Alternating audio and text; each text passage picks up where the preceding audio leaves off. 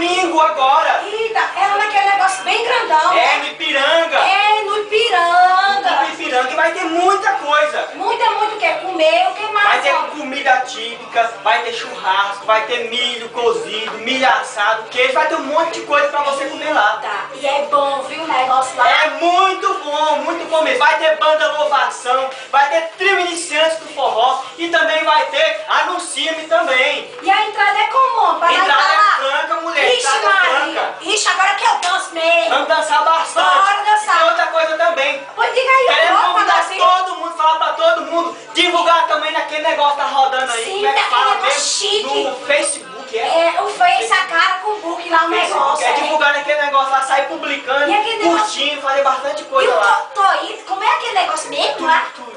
É, tu, aquele negócio, tu vai também, tu sabe. Tweet. Aquele negócio que você fica digitando letra por letra lá. Pois é, assim, vai ó. ter tempo que tá dançando forrozinho. Mas é muito bom. Nós queremos convidar todo mundo para participar de quê mesmo?